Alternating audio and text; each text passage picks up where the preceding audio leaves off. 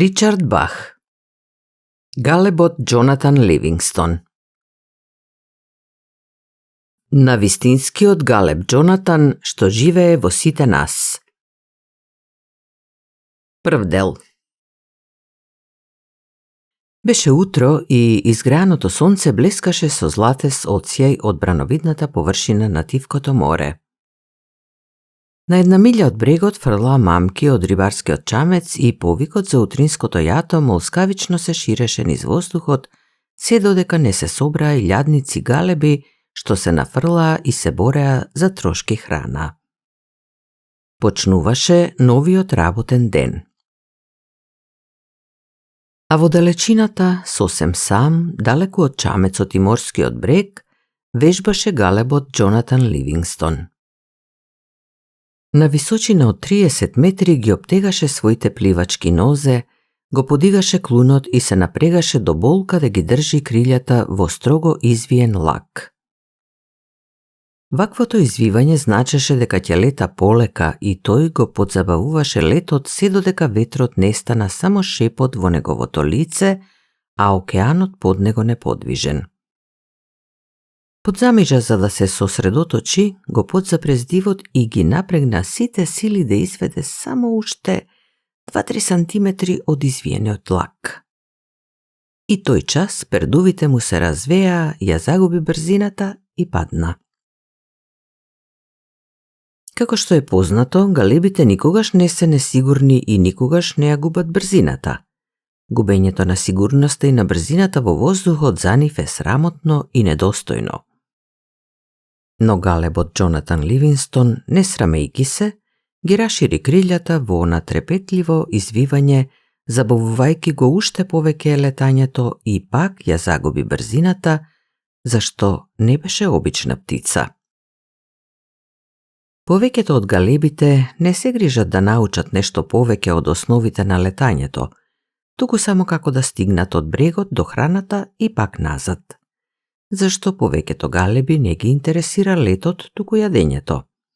Галебот Џонатан Ливингстон најмногу од се сакаше да лета. Свати дека таквиот начин на размислување не придонесува да биде популарен меѓу птиците. Дури и неговите родители очајуваа гледајќи го Џонатан како ги поминува деновите осамен, вежбајќи ниски летови, вршејќи проби. При летањето над водата на височина помала од половина од распонот на неговите крилја, не можеше да свати зошто, например, можеше да се одржува во воздухот подолго време и со помал напор. Неговите спуштања не завршуваа со вообичаеното пласнување на обтегнатите нозе по површината на водата, туку со долга рамна трага што ја оставаше зад себе кога ќе ја допреше површината на водата со нозете цврсто доближени до телото. А кога почна да се спушта на брегот без да ги обтегнува нозете, оставајќи долга трага од лизгање по песокот, родителите беа навистина вчудовидени. "Зошто, Џон, зошто?" прашуваше мајка му. "Зошто ти е толку тешко да бидеш како другите птици во јатото? Препушти им ги ниските летови на пеликаните и на албатросите. Зошто не јадеш? Сине, па ти си само коска и пердуви."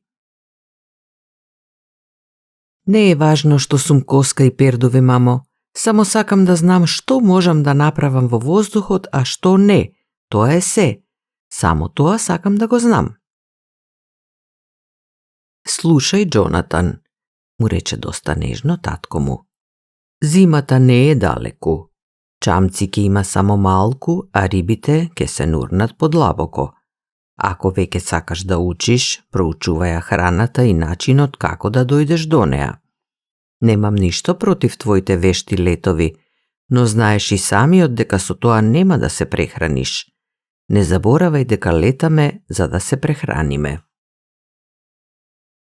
Џонатан послушно кимна со главата. Неколку дена потоа тој се обидуваше да се однесува како другите галеби, навистина се трудеше, се бореше и испушташе крикови со јатото околу насипот и рибарските чамци, се нурнуваше по остатоците од риби и леб, но никако не успеваше. Бесмислено е сето тоа, мислеше тој, намерно препуштајќи му ја тешко стекнатата срдела на гладниот стар галеб што го следеше. Можев да го употребам сето ова време за да вежбам во летањето. Има уште толку многу да се научи. Набргу потоа галебот Џонатан пак замина сам далеку на кај морската шир, учеше гладен и среќен. Целта му беше брзината и веќе по една недела вежбање, за брзината знаеше повеќе од кој да е жив галеб. Од 300 метри височина, замавнувајќи со крилата најсилно што можеше, секавично се впушти главечки кон брановите. Тогаш свати зошто галебите не прават вакви секавични главечки спуштања. За 6 секунди постигаше брзина од 130 км на час, брзина при која крилјата ја губат сигурноста во вивнувањето. Непрестано му се случуваше тоа. И покрај сета предпазливост, летајќи на границата од своите способности, при голема брзина ја губеше контролата. Се искачи на височина од 300 метри. Со полна сила лет направо, потоа се сврте замавнувајќи со крилата и се нурна вертикално надолу. И секој пат левото крило му откажуваше и тој силно се занесуваше влево, ке се извлечеше со десното крило и тогаш молскавично се спушташе главечки надесно. И овој пат не беше доволно предпазлив при вивнувањето. 10 пати се обиде и секогаш, откако ќе ја достигнеше брзината од 130 км на час, се претвораше во развиорена маса од пердуви и се струполуваше во морето.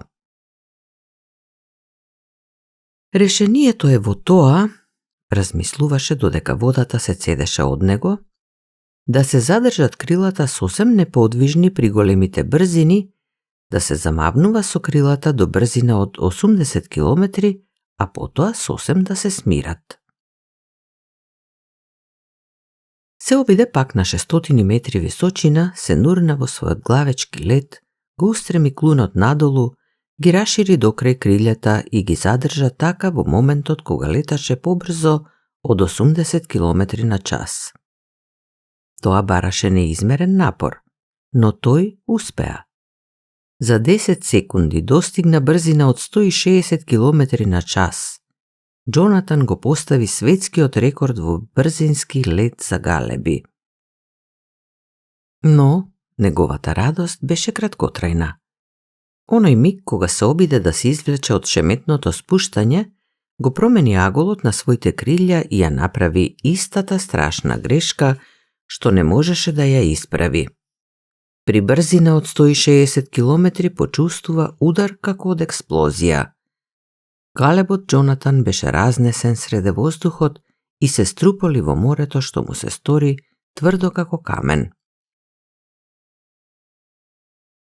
Кога се освести, одамна веќе беше мрак, а него го носеше водата на океанот осветлен од месечината.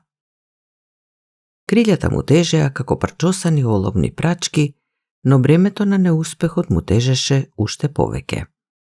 Посака тоа бреме да биде доволно тешко за да го одвлечка полека на дното и со тоа да заврши се. Но додека тонеше така во водата, во него се јави чуден непознат глас. Нема друго, галеб сум. Мојата природа ги ограничува моите можности. Да бев создаден безпрекорно да летам, ке имав навигациони карти место мозок. Да бев создаден да летам со големи брзини, ке имав кратки соколови крилја и ке се хранев со глувци, а не со риби. Татко ми имаше право. Морам да ја заборавам оваа лудост. Морам да одлетам назад кај своето јато и да бидам задоволен од она што сум, беден и ограничен галеб. Гласот се изгуби, а Џонатан се согласи со него. Ноќе на галебите не им е местото на брегот. Во тој момент се зарече дека ќе биде обичен галеб. Со тоа сите ќе бидат посрекни. Уморно се оддели од темната вода и летна на кај копното, среќен што научил со помал напор да ги совладува ниските летови. Сепак не, си помисли. Веќе не сум она што бев. Морам да заборавам се што сум научил. Галеб сум како и секој друг галеб и ќе летам како другите. Со напор се искачи на височина од 30 метри, тешко мавтајки со крилјата и тајки на кај брегот. Се чувствуваше подобро откако реши да биде како сите други галеби од јатото. Веќе ништо нема да го тера да учи како досега, веќе нема да постои ни предизвик ни неуспех. Му беше пријатно да не мисли на ништо и да лета во мракот на кај светлината над брегот. Мрак! Оној нејасен глас најави тревога. Галебите никогаш не летаат ноќе. Џонатан не обрна внимание на тоа. Баш е убаво, си мислеше. Месечината и светлините треперат во водата, правејќи тенки од блесоци низ ноќта и се е толку спокојно и тивко. Спушти се. Галебите никогаш не летаат во темнина. Да беше создаден да леташ по темнина, ќе имаше очи како бувот. Во главата ќе имаше навигациони карти место мозок. Ќе имаше куси соколови крилја. Тука, во ноќта, на височина од 30 метри во воздухот, галебот Џонатан Ливингстон затрепка со очите. Неговата болка и неговата решеност в часот исчезнаа. Кратки крилја, соколови куси крилја. Тоа е решението. Што будала сум бил. Потребни ми се само мали крилја. Се што треба да направам е да ги превиткам и да летам само со врвовите од крилјата. Куси крилја. Се вивна на височина од 600 метри над темната површина на морето, не помислувајќи ни за миг на неуспех или на смрт, ги вовлече предните делови на крилјата и ги доближи кон телото, така што на ветрот изложи само еден тесен појас од кратки бодежи на врвовите од крилјата, па се фрли во вертикален спуст. Ветрот заглушно му фучеше околу главата. 120 км на час, 150, 200 и уште побрзо. При брзина од 230 км не ја чувствуваше тежината на крилјата, ни одблизу онака силно како некогаш при брзина од 120 км. Сосем благо свртувајќи ги врвовите на крилјата, се извлече од главечкиот лед и се вивна над брановите како сиво топовско ѓуле во светлината на месечината. Ги подзатвори очите за да се одбрани од ветрот и го обзеде радосно чувство. 260 км на час и се е во ред. Ако се спуштам главечки од 1500 метри височина место од 600 метри, кој знае каква брзина би постигнал. Ги заборави за клетвите дадени пред тоа, како да ги однесе силината на ветрот. Дури не се чувствуваше виновен поради тоа што ги прекрши своите ветувања. Впрочем, таквите ветувања вредат само за оние галеби што ја прифаќаат секојдневната реалност. На оној што достигнал совршенство во учењето не му требаат слични ветувања. На изгреј сонце галебот Џонатан Ливингстон пак вежбаше. Од 1500 метри височина рибарските чамци личеа на точки во мирното сино море, а јатото на својот појадок се чинеше како облак од развиорен прав. Беше жив, одвај забележливо трепереше од восхит, горд што го надвил стравот. А тогаш, без посебни подготовки, ги вовлече предните делови на крилјата, ги исфрли кусите и коси врвови на крилјата и се нурна право во морето. Во моментот кога ја поминуваше височината од 300 метри, ја постигна крајната граница во брзината, ветрот како цврст звучен зид му оневозможуваше понатамошно забрзување. Сега леташе право надолу со брзина од 338 км на час. Подголтна при помислата дека при ваква брзина, ако не ги вовлечеше крилјата, ќе се распрснеше на милион ситни парчиња. Но брзината е сила, брзината е восхит, брзината е чиста убавина. Започна со извивање од шеметниот лет на 300 метри височина. Врвовите на крилјата му се тресеа и трепереа на стравотно силниот ветар, а бродот и јатото галеби што му беа токму на патот во насоката, се лулаа и растеа со метеорска брзина. Не можеше да се запре. Не знаеше дури ни како да сврти при ваква брзина. Судирот би значел моментална смрт. Затоа ги затвори очите. Тоа утро, набргу по изгревот на сонцето, галебот Џонатан Ливингстон профучи среде утринското јато, постигнувајќи брзина од 333 км на час со затворени очи, а ветрот жестоко фучеше низ неговите пердуви. Галебот на среќата му се насмевна овој пат и никој не загина. Кога одново го подигна клунот нагоре кон небото, се уште јуреше со брзина од 200 км на час. Кога ја намали брзината на 30 км и конечно пак ги рашили крилјата, чамецот се наоѓаше на 1200 метри под него како некоја трошка во морето. Триумфираше. Крајно можна брзина. Галеб што лета 343 км на час. Тоа беше рекорд, единствен и голем миг во историјата на јатото, миг што значи почеток на нов период во животот на Џонатан. Летајки кон своето осамено вежбалиште ги свитка крилјата за главечки лет од 2400 метри височина и реши истовремено да го совлада и свртувањето. Свати дека ако помрдне само еден пердув од врвот на крилото за 2-3 сантиметри, може да постигне глатко и широко свртување при шеметна брзина. Но пред тоа научи дека ако при таа брзина помрдне повеќе од еден пердув, ќе се врти како зрно од пушка. И така Џонатан стана прв галеб на светот што изведува акробатски летови. Тој ден не губеше време за разговори со другите галеби, леташе до зајди сонце. Ги откри виражот, бавниот ваљак, грбниот вител и летањето на нож. Кога галебот Џонатан му се придружи на јатото на брегот, веќе беше сосем темно. Беше изморен и му се виеше во главата. Сепак, во својот восхит изведе вираж при спуштањето и пред да ја допре земјата. Кога ќе дознаат за мојот рекорд, си помисли, ќе полудат од среќа. Колку повеќе имаме сега од животот, тоа е смислата на животот, а не она еднообразно влечкање до рибарските чамци и назад. Имаме зошто да живееме. Можеме да се издигнеме од незнаењето, можеме да станеме совршени, умни и вешти, можеме да бидеме слободни, можеме да научиме да летаме. Годините што беа пред него ветуваа задоволство и среќа.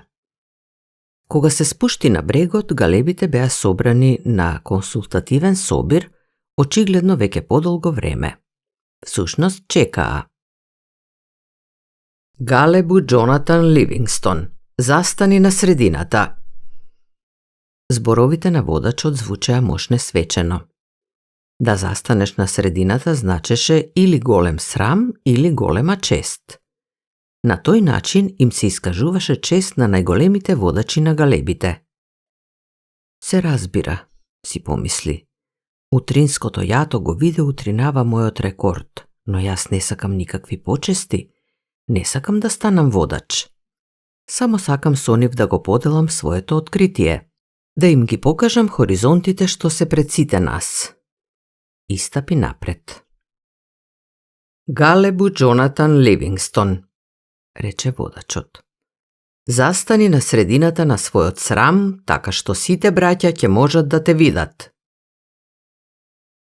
Како да го тресна некој со штица по глава.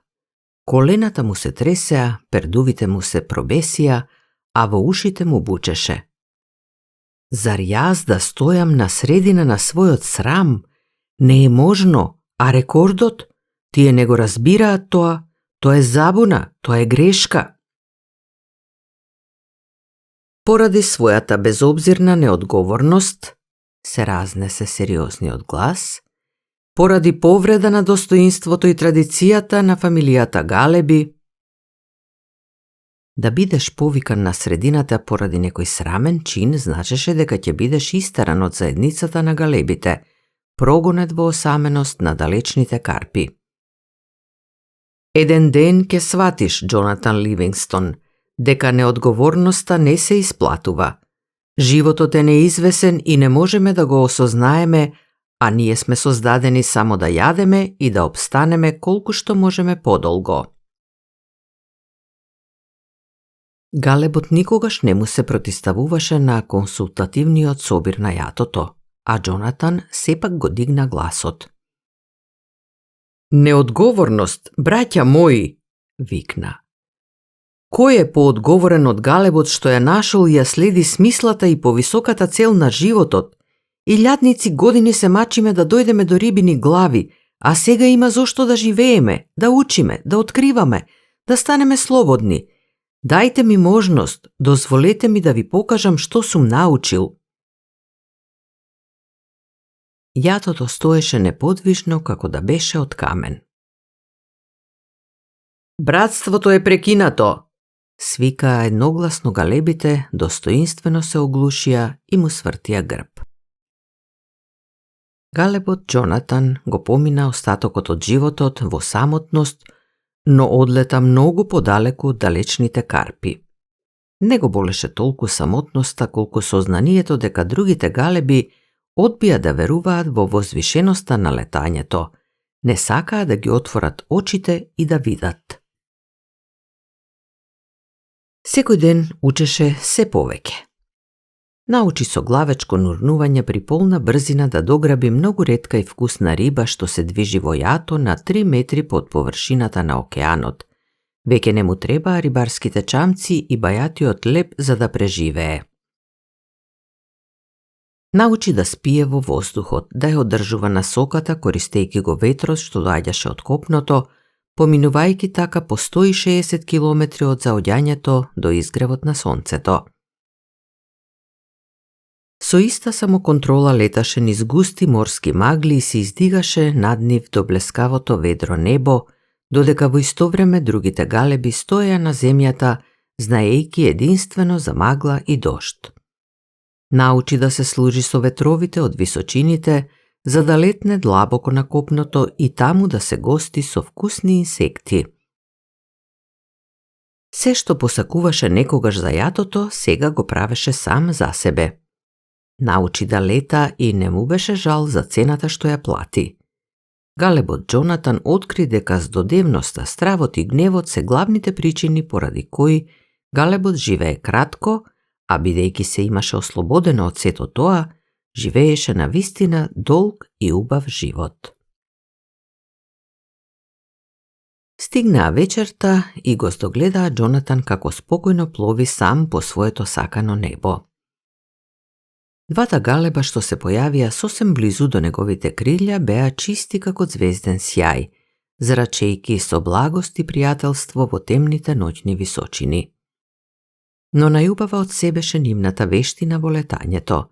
Врвовите на своите крилја ги држеа на определена и постојана раздалеченост од неговите. Без зборови, Џонатан ги подложи на испит што ниеден галеб го немаше положено. Ги искриви крилјата и го забави летањето до 1 километар на час, колку да се одржува во воздухот. Двете блескави птици истовремено го забавија летот без мака, не менувајќи ја положбата. Умееја бавно да летаат. Тој ги превитка крилјата, се сврте и се спушти главечки со брзина од 300 км на час. И тие се спуштија со него јурејки во безпрекорна формација. Најпосле, од истата брзина се изви и летна нагоре изведувајќи долг вертикален ваљак. Насмевнувајќи се, тие се вртеа заедно со него. Продолжи да лета во хоризонтален лет и некое време молчеше пред да проспори. Добро, рече тој. Кој сте вие? Ние сме од твоето јато, Джонатан, твои браќа сме. Зборовите звучеа силно и мирно. Дојдовме да те поведеме повисоко, да те одведеме дома. Јас немам дом, немам ни јато, прогонет сум. Сега ме носи големиот планински ветар. Веќе по неколку десетици метри не ќе можам да го подигнам повисоко своето остарено тело. Ќе можеш, Джонатан, си научил. Една школа заврши, сега е време да започне друга.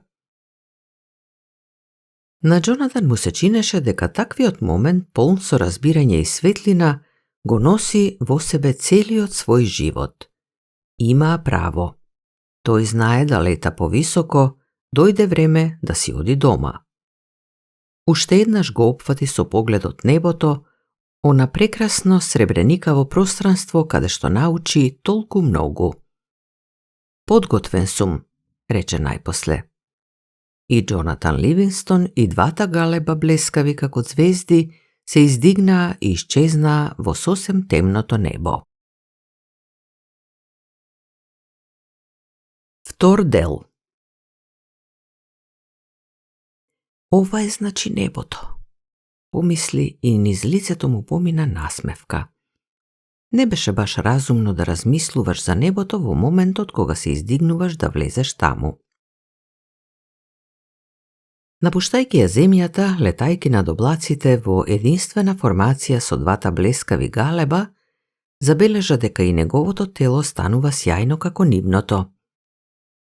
Навистина, зад златестите очи се уште беше оној млад галеб Джонатан, каков што беше секогаш, само што му се смени надворешниот изглед. Телото го чувствуваше како галебово, но сега веќе можеше да лета подобро од кога и да е порано. Зошто со половина помал труд, мислеше, можам да постигнам двојно поголема брзина, двојно поголем успех од оној на земјата во своите најдобри денови. Пердувите му блескаа со брилјантна белина, а крилјата му беа мазни како совршено светнати сребрени плочки. Одушевено почна да ги проучува и да ги зајакнува своите нови крилја. При брзина од 400 км на час почувствува дека се доближува до најголемата брзина што ја постигнал кога и да е во хоризонтално летање. При брзина од 437 км свати дека лета најбрзо што може, па сепак беше малку разочаран. Тоа значеше дека и неговото тело има ограничување. Иако го надмина својот поранешен рекорд во хоризонтално летање, знаеше дека треба огромен напор за да се собори границата. На небото, си помисли, не би требало да има ограничување. Облаците се растурија, а неговите придружници му довикнаа. Среќно спуштање, Джонатан! И исчезнаа во воздухот. Леташе над морето накај разгранетиот морски брег. Само неколку галеби повремено летнуваа од карпите.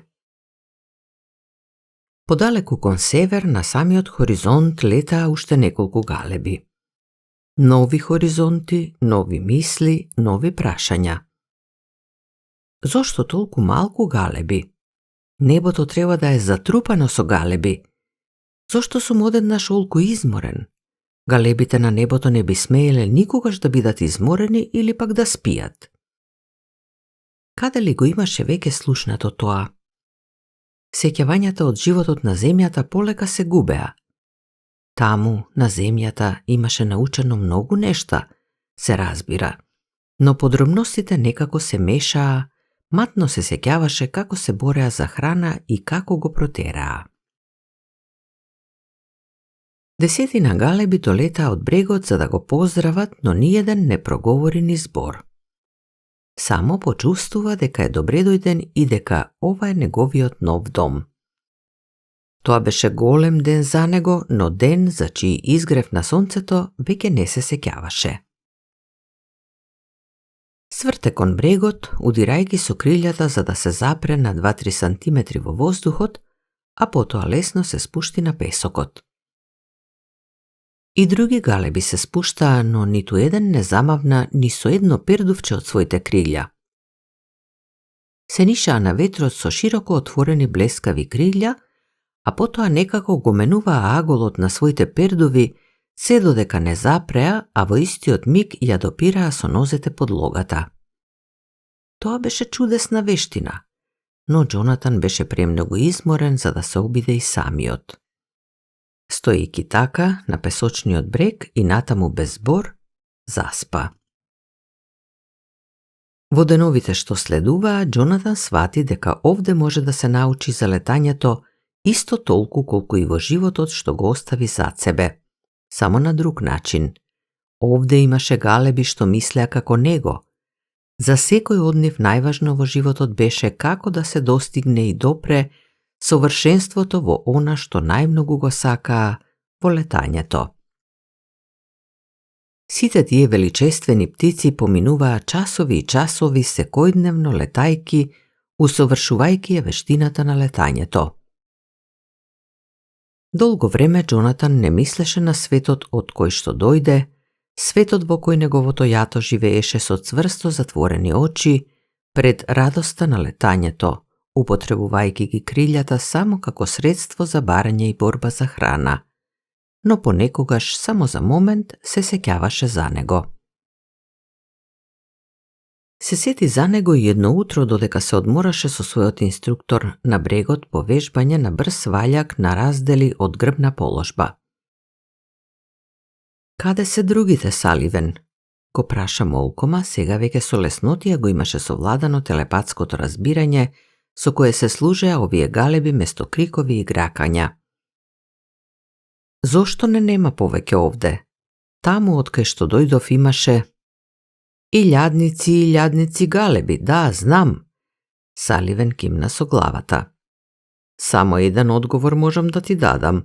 Тоа што ти, Џонатан, си ретка птица, една меѓу милион птици. Сите ние поминавме долг пат додека стигнавме овде. Поминувавме од еден свет во друг, што не се разликуваше многу од претходниот, заборавајќи веднаш од каде сме стигнале, не размислувајќи каде не води, живејќи само за мигот.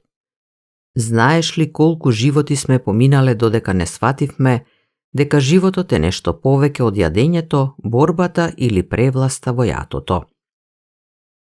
Илјадници животи, Џон, 10.000 и уште 100 животи додека не почнавме да сваќаме дека постои нешто што се вика совршенство, а потоа уште 100 животи додека не научивме дека целта на живењето е во тоа да го откриеме тоа совршенство и да им го оставиме на другите. Сега се разбира важи истото правило за сите нас. Го избираме својот иден свет според она што го научивме во овој. Ако не научиш ништо, идниот живот ќе ти биде ист како сегашниот, со исти ограничувања и тешкоти што треба да ги надвиеш. Тој ги расшири крилјата и се сврте спроти ветрот. Но ти, Џон, рече, ти научи толку многу одеднаш што не мораше да проживееш илјадници животи за да стапиш во овој живот. Веќе следниот момент пак беа во воздухот и продолжија да вежбаат. Изведбата на ваљак на раздели во формација беше мошне тешка, зашто додека леташе свртен на грб мораше се да прави обратно, да ја менува кривината на своето крило и тоа точно во согласност со својот учител. Ајде да се обидеме уште еднаш, повторуваше Саливен. Обиди се уште еднаш. На крајот рече, добро. А тогаш почнаа да вежбаат недовршен вираж. Една вечер, галебите што не заминаа на ноќно летање стоеа заедно на песокот и размислуваа. Џонатан собра храброст и му приде на старешината кој, како што му рече некој, требаше да го напушти овој свет. Џјанг му се обрати малку вознемирено. Стариот галеб благо го погледна. Што е, синко? Место да опаѓа со годините, водачот стануваше се посилен, леташе подобро од кој да е галеб од јатото, бидејќи ги имаше совладано сите оние вештини што другите галеби почнуваа да ги совладуваат. Чјанг, овој наш свет не е небото, нели? Старешината се насмевна при месечината. Ти уште учиш, Џонатан, му рече. Што ќе биде по ова? Каде одиме? Дали небото воопшто постои? Не, Џонатан, нема такво место. Небото не е ни место, ни време. Небото е совршенство. За миг замолча па рече. Ти леташ многу брзо, нели? Па, уживам во брзината, одговори Џонатан, изненаден, но горд што старешината го забележал тоа. Ке го допреш небото, Џонатан, оној миг кога ќе ја достигнеш совршената брзина. Тоа не значи да леташ илјадници километри на час, ниту милиони километри, ниту да леташ со брзината на светлината, зашто секој број е ограничен, а совршенството нема граници. Совршена брзина, дете мое, значи да бидеш таму. Без најава Чјанг исчезна, а во следниот момент се појави до самиот рап на водата 20 чекори понатаму, се во делче од мигот. Потоа пак се изгуби, но в час се најде пак до Џонатановите рамена. Тоа ме радува, рече. Џонатан се збуни. Заборави на своите прашања за небото. Како го постигнуваш тоа? Како се чувствуваш во тој момент? Колку далеку можеш да одиш? Можеш да одиш каде било и кога било, само ако посакаш, објасни старешината. Јас сум бил секаде и во секое време што сум посакал. Погледна преку морето. Чудно е тоа. Галебите што го занемаруваат совршенството заради патувањето, патуваат полека и никогаш не стигнуваат на одредиштето. Оние што го занемаруваат патувањето заради совршенството, можат да стигнат секаде за миг.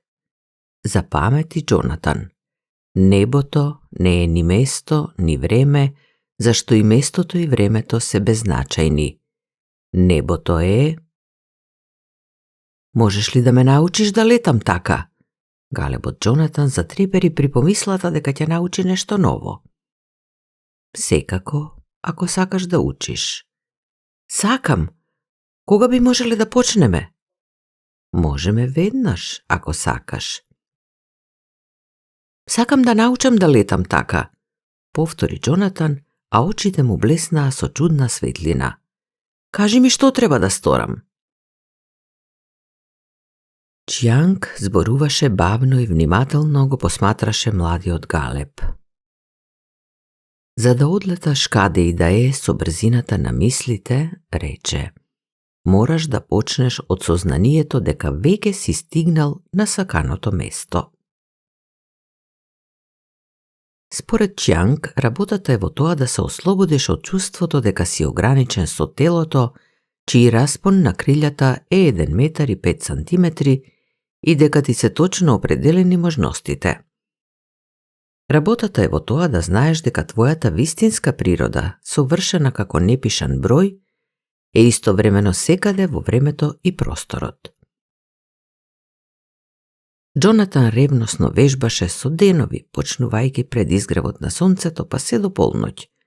По сиот напор не научи, ама баш ништо ново. Остави ја верата, му повторуваше Чјанг. Верата не ти требаше додека учеше да леташ. Не ти треба ни сега кога сакаш да го разбереш летањето. Тоа е исто нешто. Обиди се пак сега. А потоа, еден ден, додека Џонатан стоеше на брегот со затворени очи, сосредоточувајќи се, одеднаш го свати она што му го велеше Чјанг. Па тоа е вистина, Јас сум совршен галеб без ограничувања. И ја почувствува радоста со целата силина.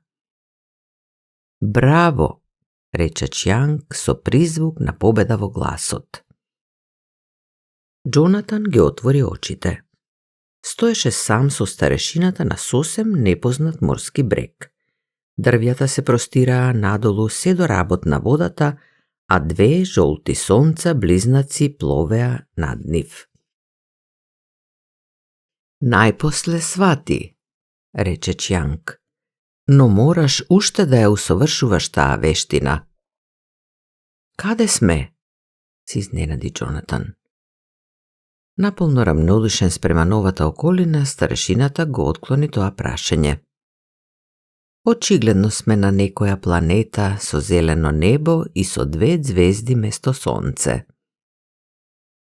Џонатан извика од среќа и со тоа за прв пат се огласи откако ја напушти земјата. Успеа! Секако дека успеа, Џон, објасни Чијанг. Секогаш успеваш кога знаеш што правиш, но сега да се вратиме на твојата вештина. Кога се вратија, беше мрак. Другите галеби го следеа Џонатан со златестите очи полни со страхопочит, зашто го видоа како исчезна од светот во кој беше прикован толку долго. Ги прими нивните честитки за помалку од една минута и рече: Нов сум овде, почетник, од вас морам да научам уште многу. Не би се согласил со тоа, Џон, рече Саливен кој стоеше покрај него. Ти учиш со помалку страф од кој да е галеб што сум го видел во 10.000 години. Јатото се стиши одеднаш, а Џонатан почна нервозно да се поместува од непријатност. Можеме да почнеме од времето ако сакаш, му рече Чијанг, и да вежбаме летање во минатото и во иднината. Дури потоа ќе бидеш подготвен да го научиш она најтешкото, најсилното, најзабавното. Тогаш ќе бидеш во можност да летнеш и да го осознаеш значењето на добрината и љубовта. Помина еден месец или нешто што можеше да одговара на еден месец, а Џонатан напредуваше можне брзо. Уште додека учеше од сопственото искуство беше добар и брз ученик, а сега, кога го подучуваше старешината лично, ги прифаќаше новите сознанија како некој аеродинамичен пердовест пресметувач. Но потоа дојде денот кога Чијанг исчезна. Со сите Тивко поразговара, советувајќи ги никогаш да не го напуштаат учењето, вежбањето и настојувањето да дознаат повеќе за совршениот и невидлив принцип на животот. Додека зборуваше, пердувите му стануваа се посјајни и посјајни, а на крајот станаа толку блескави што ниеден галеб не можеше веќе да гледа во него. Џонатан, рече, и тоа беа неговите последни зборови, проучувај ја и понатаму љубовта. Кога повторно можеа да гледаат, Чијанг веќе исчезна. Како што поминуваа деновите, Џонатан се повеќе се наоѓаше себе си како мисли за земјата од каде што дојде. Ако таму знаеше само 1/10, само 1/100 дел од она што го научи овде, колку повеќе ќе му значеше животот. Стоеше на песокот размислувајќи дали може би таму долу постои некој галеб што се обидува да ги надвие своите ограничувања, да ја открие смислата на летањето надвор од вообичаеното собирање трошки од чамците. Може би таму уште некој е прогонет, зашто на јатото му ја има речено вистината в лице. И колку повеќе вежбаше да биде добар и колку повеќе проучуваше вистинската природа на љубовта, толку повеќе Џонатан копнееше да се врати на земјата. Иако неговото минато беше исполнето со самотија, галебот Џонатан беше создаден да биде учител, па својата љубов ја искажуваше така што сакаше да пренесе делче од вистината што ја имаше осознаено на оној галеб што и самиот би покажал, макар и желба да ја осознае таа вистина. Саливен, кој сега умееше да лета како во мислите, помагајќи им на другите да го научат тоа, го изрази своето сомневање. Џон, си бил прогонет. Зар мислиш дека птиците од твоето старо време ќе те слушаат сега? Ја знаеш ли поговорката: оној што лета највисоко, гледа најдалеку? Оние галеби таму, од кај што дојде ти, стојат наземи, испуштаат крикови и се борат меѓу себе. Оддалечени се илјадници километри од небото, а ти би сакал да им го покажеш небото од онаму кај што стојат. Џон, па тие не можат да си ги видат ни врвовите на крилјата. Остани овде, помогни им на новодојдените галеби, на оние што се доволно високо за да го видат она што сакаш да им го покажеш. За момент замолча, а потоа рече: што би било ако Чанг се вратеше во своите поранешни светови? Што ќе беше денес со тебе? Последното прашање го убеди дека Саливен има право. Галебот што лета највисоко, гледа најдалеку. Џонатан остана и работеше со новодојдените птици кои беа мошне, бистри и брзо учеа. Но старото чувство пак го обземаше, не можеше да не мисли дека таму, на земјата, сепак има еден или два галеба што би можеле да го научат сето тоа. Колку многу ќе имаше научено ако Чјанг дојдеше оној ден кога беше исфрлен од јатото. Сали, морам да се вратам, рече најпосле. Твоите ученици многу добро напредуваат, тие ќе ти помогнат да ги водите новодојденците. Саливен воздивна, но не му се спротистави. Ќе ми недостигаш, Џонатан, беше се што рече. Сали, срамота, рече прекорно Џонатан. Не биди будалест, што вежбавме секој ден. Кога нашето пријателство би зависело од времето и просторот, тогаш, совладувајќи го времето и просторот, би го упропастиле нашето братство. Ако го совладаме просторот, ни останува само овде. Кога ќе го совладаме времето, ни останува само сега. Зар не мислиш дека на тој пат меѓу сега и овде понекогаш сепак ќе се среќаваме? Галебот Саливен не сакајки се насмеа. Ти луда птицо, рече благо. Ако некој може да им покаже таму на земјата како може да се гледа на илјадници километри, тогаш тоа ќе биде галебот Џонатан Ливингстон. Се загледа во песокот. Збогум, Џон, пријателе мој. Збогум, Сали, ќе се сретнеме пак. Со тоа Џонатан се прости, а потоа во мислите се пренесе меѓу големото јато на брегот од едно друго време и свати мошне лесно дека не е само коска и пердуви, туку со ништо неограничен совршен символ на слободата и летањето. Галебот Флечер Линд се уште беше многу млад, но веќе знаеше дека јатото никогаш не казнило никого толку остро и толку неправедно како него. Не ми е грижа што зборуваат, мислеше бесно, а погледот се повеќе му се заматуваше додека се доближуваше кон далечните карпи. Како да е летањето само мафтање на крилја од едно место на друго. Тоа може да го стори и секој комарец. Направи еден мал ваљак буре околу старешината, онака од шега, и тие ќе те прогонат од јатото. Зар се слепи? Не можат ли да видат ништо? Зар никако не можат да сватат какво славење ќе биде тоа кога навистина ќе научиме да летаме? Не ми е грижа што мислат. Ке им покажам јас ним што значи да леташ. Ке бидам вистински прогоненик ако го сакаат токму тоа. И ке им биде многу жал. Во главата му се огласи некаков многу благ глас, но толку го исплаши што се затетерави и се занесе во воздухот. Не биди толку строг спрема нив, Галебу Флечер. Со тоа што те протера, само себе си наштетија, а еден ден и самите ќе го спознаат тоа, еден ден и самите ќе го видат она што го гледаш ти сега. Прости им и помогни им да ги отворат очите.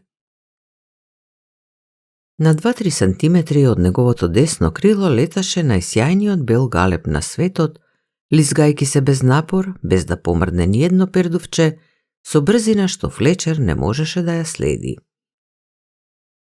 Настапи момент на збунетост кај младата птица. Што се случува? Дали сум луд или мртов? Што е ова? Длабок и мирен глас се испреплете во неговите мисли, барајки одговор.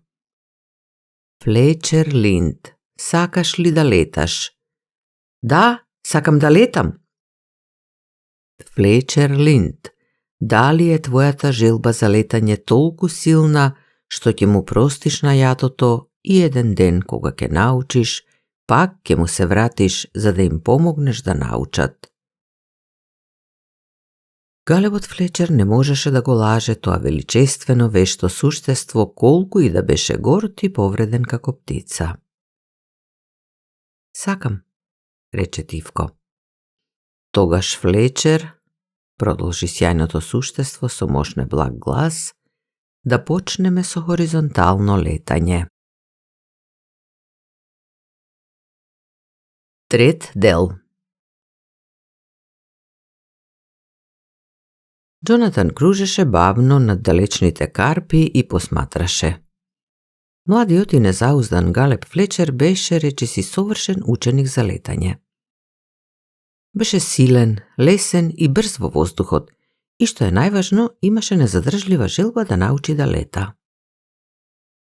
Токму во тој момент одвај видливо сива фигура пролета покрај својот наставник со брзина од 240 км на час. Сосем ненадејно направи уште еден обид за вертикален бавен ваљак со 16 раздели, гласно одбројувајќи ги свртувањата.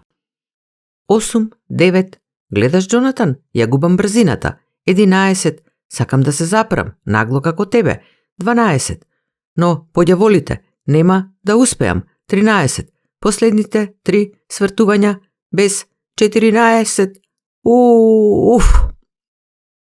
Флечер не успеа да изведе свеќа со паѓање во ѕвоно поради бесот и незадоволството од својот неуспех.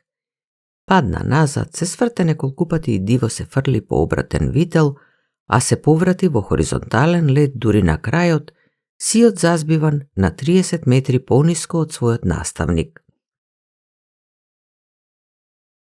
Го губиш времето со мене, Џонатан, премногу сум глупав. Се обидувам, но не успевам. Џонатан го погледна и кимна со главата. Секако дека нема да успееш кога толку тешко го изведуваш искачувањето, Флечер. Загубиш 65 километри само за подготовка. Искачувањето мора да ти биде лесно, цврсто, но лесно. Сваќаш ли? Летна надолу до малиот галеб. Да се обидеме заедно и внимавај на искачувањето. Влегуваме глатко и лесно. По 3 месеци Џонатан имаше уште 6 ученици и сите беа прогоненици што дошле со желба да летаат заради радоста на летањето. Сепак им беше полесно да ја научат вештината на летањето отколку да ја сватат неговата смисла. Секој од нас всушност е символ на големиот галеб, неограничениот символ на слободата, зборуваше Џонатан во квечерините на брегот. Правилното летање е чекор поблизу за да ја изразиме својата вистинска природа. Мораме да го отфрлиме сето она што не ограничува. Затоа вежбаме брзинско и бавно летање, акробации во воздухот. А учениците ќе му заспиеа исцрпени од напорното летање. Сакаа да вежбаат зашто тоа беше брзо и возбудливо и ја стивнуваше нивната гладост за знаење што растеше со секој нов час по летање. Но ниту еден од нив, дури ни Флечер Линд, не можеше да верува дека летот на идеи може да биде исто толку реален колку и летот на ветар или пердуви. Целото ваше тело, од врвот на едното крило до врвот на другото, им зборуваше во една друга ситуација, не е ништо друго, туку ваша мисла во форма во која може да се види. Ослободи ги своите мисли од стегите, ќе го ослободиш и своето тело. Ќе можеш да го владееш и своето тело. Но колку и да се обидуваше да им го објасни тоа, сето звучеше како пријатна измислица, а ним повеќе им требаше спиењето. Само еден месец подоцна Џонатан им рече дека е дојдено времето да се вратат во своето јато. Не сме уште готови, рече галебот Хенри Калвин. Нема да бидеме добре дојдени, ние сме протерани, не можеме да се присилиме себе си да одиме онаму каде што не сакаат, нели? Слободни сме да одиме каде што сакаме и да бидеме она што сме, му одговори Џонатан, се извиши од песокот и тргна на исток, на кај земјата на своето јато. Меѓу неговите ученици завладеа кратка вознемиреност, зашто според законот на јатото, прогонетиот не смее никогаш да се врати, а во 10.000 години тој закон никој не го прекршил. Законот толкува остани. Џонатан вели оди, а сега веќе беше цел километар оддалечен од брегот. Ако почекаат подолго, Џонатан ќе се најде сам во непријателски расположеното јато. Ние не мораме да се придржуваме кон законот, зашто не му припаѓаме на јатото, нели? Рече доста самоуверено Флечер. Освен тоа, ако дојде до борба, ќе бидеме повеќе потребни таму, отколку овде. И така, тие 8 мина се упатија тоа утро на запад во формација на двоен ромб, речиси покривајки си ги еден на друг врвовите на крилјата. Долетаа до песочниот брег, каде што се собираше јатото, со брзина од 200 км на час. Џонатан беше на чело, Флечер лесно леташе десно, а Хенри Калвин смело се трудеше да ја одржи брзината одлево. А потоа во иста формација сите како еден го изведоа бавниот ваљак надесно, потоа рамно, па на грб, па рамно, додека ветрот фучеше околу нив. Криковите и крескањата од секојдневниот живот на јатото запреа како да беа пресечени со џиновски нож и 8.000 галебови очи, без да трепнат, посматраа што се случува. 8 галеби, еден по друг, почнаа нагло да се извишуваат и секој посебно изведе полн вираж, па во широк круг сосем полека се спуштија на песочниот брег. А потоа, не баре секој ден се случуваат вакви настани, галебот Џонатан им ги изнесе своите забелешки за летањето. Како прво, започна насмевнувајќи се кисело, сите доцневте малку во приклучувањето. Како молња помина една мисла низ јатото. Овие птици се прогонетите птици, и тие се вратија, а тоа не сме да се случи. Флечеровите предвидувања за борба се разводнија во општиот метеж во јатото. Па добро, тие се прогоненици, точно е, се јави еден од помладите галеби. Но само да знам каде ли научиле вака да летаат. Дури по еден час се слушна говорот на старешината. Не обрнувајте внимание на нив. Галебот што разговара со прогонетиот и самиот е прогонет. Галеб што му се восхитува на прогонетиот, го крши законот на јатото. Во тој момент птиците му ги свртија на Џонатан своите грбови со сиви пердуви, но тој се правеше како да не го забележува тоа. Ја продолжи обуката токму на собиралиштето на јатото и за прв пат почна да ги тера своите ученици до границите на нивните можности. Галебе Мартин, викаше оддалеку. Велиш дека си го научил ниското летање? Ќе ти поверувам тогаш кога ќе го докажеш тоа. Летај!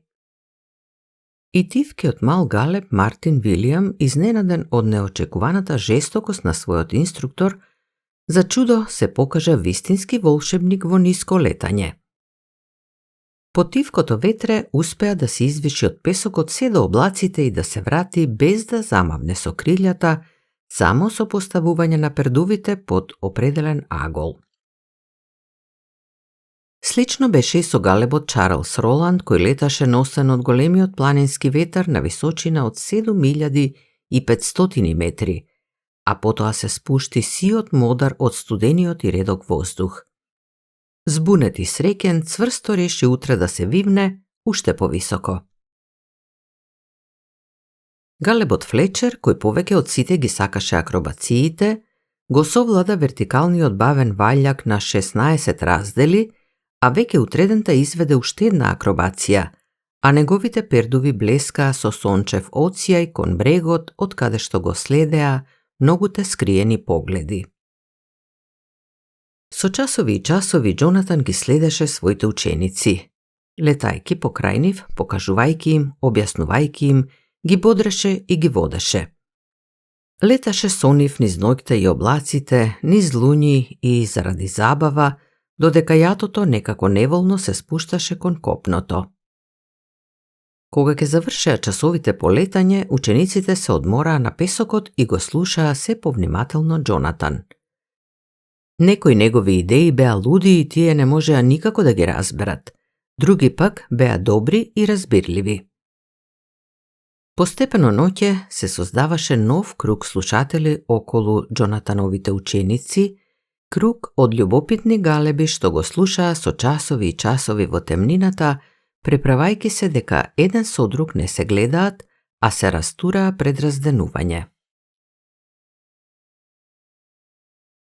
Помина цел месец од враќањето, кога првиот галеб од јатото ја помина забранетата граница и ги замоли да го научат да лета. За тој акт, галебот Теренс Ловел беше прогласен за предавник и така стана 8-миот ученик на Џонатан. Следната ноќ им пристапи галебот Кирк Мејнард, движејќи се несигурно по песокот, влечкајќи го левото крило, на крајот падна пред нозете на Џонатан. Повеќе од се на светот сакам да научам да летам. Добро, тогаш дојди, му рече Џонатан. Оддели се одземи, па ќе почнеме. Но ти не разбираш, моево крило, не можам да го помрднам крилото. Галебе Мејнард, слободен си да бидеш свој, навистина свој, овде и сега, и ништо не може да те спречи во тоа. Тоа е законот на големиот галеб, единствениот вистински закон. Мислиш ли дека можам да летам? Ти велам само дека си слободен. Едноставно и без мака, Кирк Мејнард ги рашири лесно крилјата и се извиши во темниот ноќен воздух. Со својот крик силен колку што можеше да викне, го разбуди јатото од сон. Можам да летам! Чујте ме! Можам да летам! До изгревот на сонцето и лјадници птици беа се собрале во круг околу учениците и љубопитно го посматраа Мејнард. Не грижејќи се дали некој ги гледа или не, го слушаа и се обидуваа да го разберат галебот Џонатан. Тој им зборуваше за многу прости работи, дека право на секој галеб е да лета, дека слободата е нивна вистинска природа и сето она што ќе им се испречи на патот кон таа слобода мора да се отфрли, било да е пропис, суеверие или ограничување од каков и да е вид. Да се отфрли? Се јави глас од мнозинството. Зари законот на јатото? Единствениот вистински закон е оној што не води кон слободата, рече Џонатан. Нема друг закон. Како очекуваш ние да можеме да летаме како тебе? Допре и друг глас. Ти си исклучителна, надарена и божествена птица. Ти си над другите птици. Погледнете го Флечер, Ловел, Чарлс Роланд, Џуди Ли. Зар се и тие исклучителни, надарени и божествени птици? Ништо повеќе од она што сте вие, ништо повеќе од она што сум јас. Разликата, единствена разлика, е во тоа дека сватиле што се всушност и почнале да го применуваат тоа. Неговите ученици, сите освен Флечер, се стеснуваа од непријатното чувство.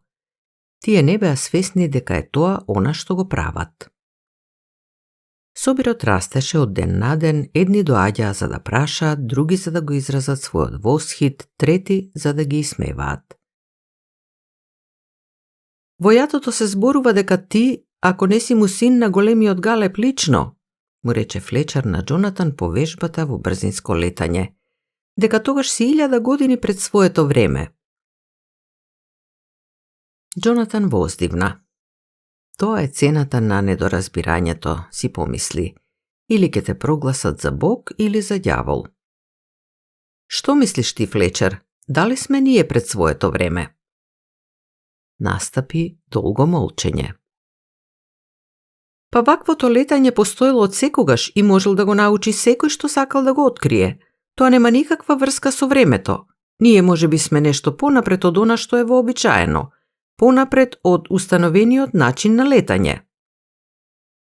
Да, тоа е веќе нешто, рече Џонатан, свртувајќи се на грб за да лета така некое време. Тоа не е ни наполу толку лошо колку она да бидеш пред своето време. Ова се случи веќе идната недела.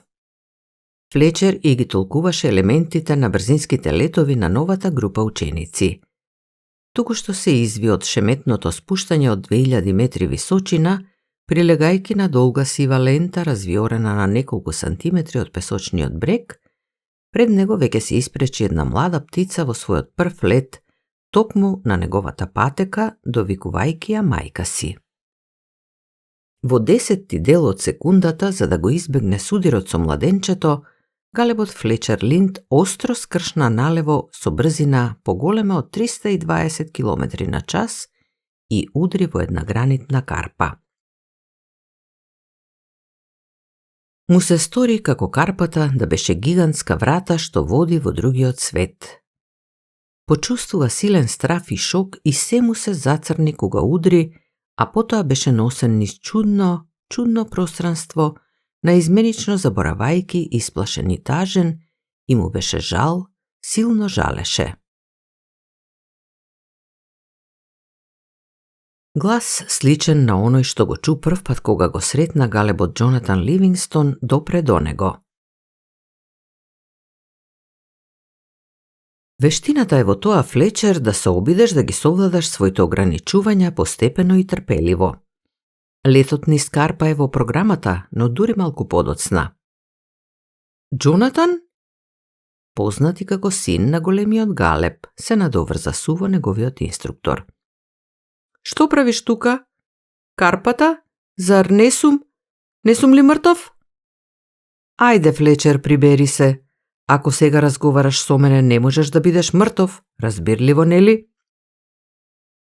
Успеа само нагло и неочекувано да го смениш нивото на својата свест. Сега можеш да избираш. Можеш да останеш овде и понатаму да учиш на ова ниво, кое патем речено е доста повисоко од она што го напушти, или да се вратиш и да продолжиш да работиш со јатото. Старешините посакуваа некаква несреќа, но ова што им го приреди ги надмина сите нивни очекувања.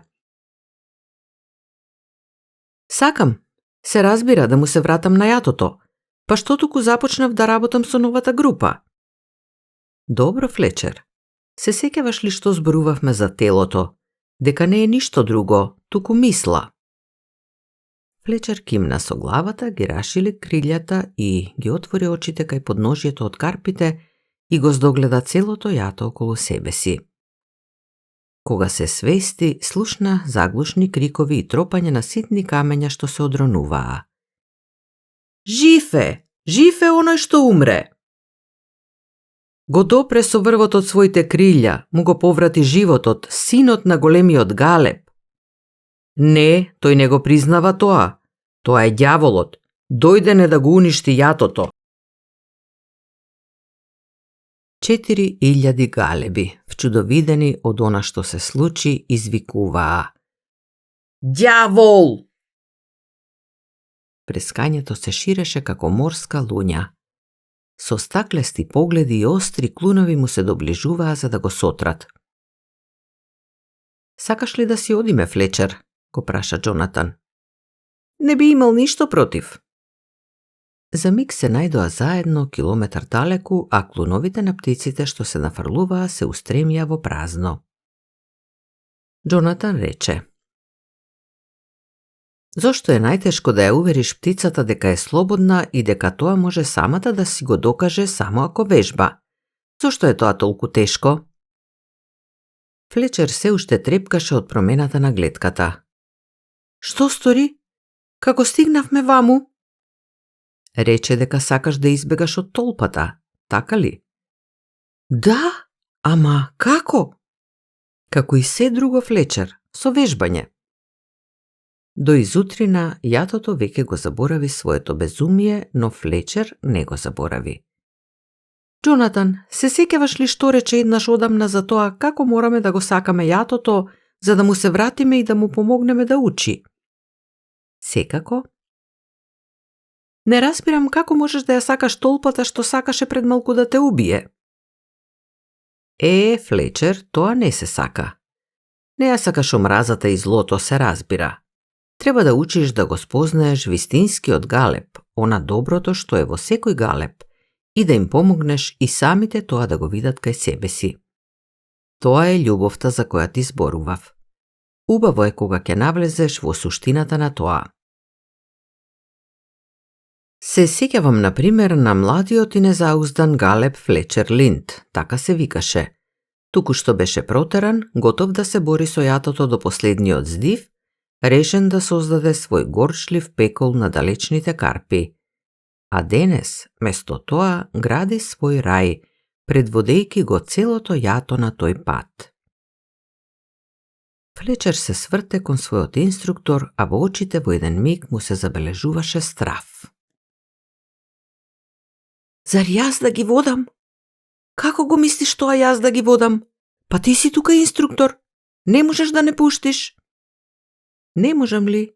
Зар не мислиш дека може би постојат и други јата, некои други флечеровци, на кои инструкторот им е попотребен отколку вам, зашто сте веќе блиску до светлината? Зар јас, Џон, јас сум само обичен галеб, а ти си единец на големиот галеб, нели? Џонатан воздивна и погледна кон морската шир. Тебе повеќе не сум ти потребен. Треба непрестајно да се пронаоѓаш себе си секој ден помалку. Оној вистинскиот, неограничениот галеб Флечер. Тој ќе биде твојот инструктор. Треба да го разбереш и да овладееш со него. Еден миг подоцна телото на Џонатан пловеше низ воздухот блеснувајки, а набргу стана сосем невидливо. Не дозволувај да шират глупави гласови за мене, ниту пак да ме прогласуваат за Бог. Јасно, Флечер? Јас сум галеб. Сакам да летам. Може би... Џонатан! Кутар, Флечер. Не верувај му на она што го гледаат твоите очи. Нивните можности се ограничени. Гледај со разбирање. Истражувај го она што веќе го знаеш и тогаш ќе сватиш како се лета. Од блесоците престанаа. Галебот Џонатан исчезна во воздухот. По некое време галебот Флечер се вивна во небото и најде нова група ученици што нетрпеливо ја чекаа својата прва лекција. За почеток, им се обрати натажено, морате да знаете дека галебот е неограничен символ на слободата, олицетворение на големиот галеб, а вашето тело се до врвовите на крилјата не е ништо друго, туку самата ваша мисла. Младите галеби подбивно го погледнаа. Мислеа, ова баш не звучи како упатство за вираж. Флечер воздивна и почна од почетокот. Да, значи вака, рече и ги погледна прекорно. Да почнеме од хоризонтално летање. Откако го изговори тоа, свати одеднаш дека неговиот пријател не е навистина понадприроден од самиот Флечер. Нема граници, Џонатан, си помисли. Епа тогаш, наскоро ќе дојде време кога одненадеж ќе се појавам на твојот брег и ќе ти покажам како се лета. Иако се трудеше да биде строг со своите ученици, во еден миг Флечер ги виде сите нив онакви какви што се навистина, а тоа што го виде вистински го сакаше. Нема граници. Џонатан си помисли и се насмевна. И така започна неговата трка за знаење. Ви благодариме што останавте со нас до крајот на оваа аудиокнига. Доколку ви се допадна, ве покануваме да се претплатите на каналот, бесплатно е, а вашата поддршка навистина многу ни значи. Во описот на видеото ќе најдете плейлисти со уште аудиокниги на каналот Гласот на книгата и продолжете со слушање. Пријатно до следната приказна.